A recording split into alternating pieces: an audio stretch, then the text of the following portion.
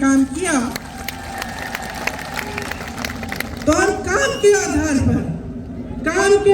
पर आपसे वोट मांगते हैं या आपसे समर्थन मांगते हैं। अब एक तरफ भाजपा के नेता जो ऐसी अजीब सी बातें करते हैं जब चुनाव के लिए आते हैं। मैं मध्य प्रदेश में थी, मध्य प्रदेश में 18 सालों से इनकी सरकार है और 18 सालों से इनकी सरकार है, लेकिन एक काम का नाम नहीं लेते जब मंच पे खड़े होते हैं। वहां पे भी धर्म और जाति की बातें और उसी के आधार पर वोट। तो 18 साल से आपकी सरकार रही, आप काम पर वोट क्यों नहीं मांग रहे? मैं बताती हूँ, अभी कुछ दिनों पहले मैं गहलोत जी के साथ चुनाव प्रचार में निकली थी, तो मैंने गहलोत जी से पूछा, आपने यहाँ राजस्थान में अपनी सरकार में कितने रोजगार दिलवाए हैं? गहलोत जी ने कहा कि देखिए 2 लाख रोजगार तो दिलवा दिए हैं हमने और 1 लाख और की हमने घोषणा की है, जिसमें से 40,000 प्रोसेस में है। और आप सोच सकते हैं कि यहाँ हमारी 5 सालों से सरकार है, यहाँ के मुख्यमंत्री कह रहे हैं कि कांग्रेस के शासनकाल में आपको 2 लाख रोजगार दिलवाए हैं। 18 सालों से बहनों और भाइयों मध्य प्रदेश में भाजपा की सरकार चल रही है। 18 सालों से 3.5 सालों में उन्होंने 21 रोजगार दिलवाए हैं। यहाँ 5 सालों में 2 लाख, वहां 3.5 सालों में 21, सिर्फ 21 रोजगार दिलवाए हैं। यहाँ पाठशालाएं खोली हैं, इंग्लिश मीडियम की पाठशालाएं। मैंने पूछा मुख्यमंत्री जी से कि हर जिले में है इंग्लिश मीडियम की पाठशाला? हंसने लगे, कहे हर जिले में क्या, गांव-गांव में खोल रहे हैं हम।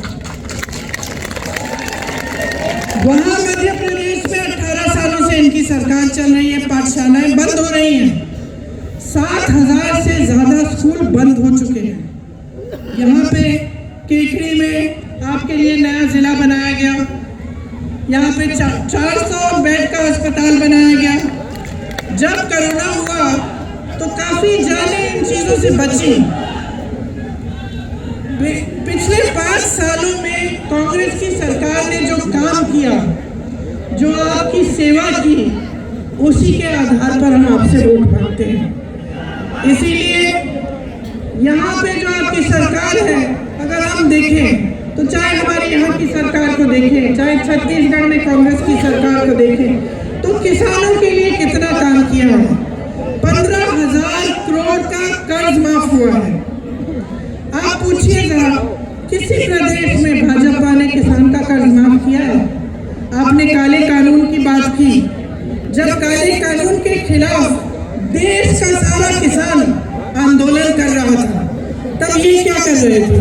इनके मंत्री के बेटे किसानों को अपनी जीप के पहियों के नीचे कुचल रहे थे उत्तर प्रदेश में, और वही मंत्री इनके साथ मंच पे बैठा रहता था। जब वो काले कानून आए तब किसान की कोई सुनवाई हुई? 1 साल होने वाला था, किसान सड़क पे बैठा रहा, सैकड़ों किसान शहीद हुए। पानी नहीं था, बिजली भी नहीं थी, उस समय सड़क पे ही बैठे थे, लेकिन उनकी सुनवाई नहीं हुई। सुनवाई तब हुई, काले कानून वापस तब लिए गए भाजपा द्वारा जब 2 महीनों में उत्तर प्रदेश का विधानसभा का चुनाव आया। चुनाव आने तक कोई सुनवाई नहीं हुई। हम जब कहते हैं प्रदेशों में कि हम कर्ज माफ करेंगे किसानों के, तो मालूम है ये लोग क्या कहते हैं? क्या कहते हैं? कहते हैं पैसे नहीं है इन चीजों को करने के लिए।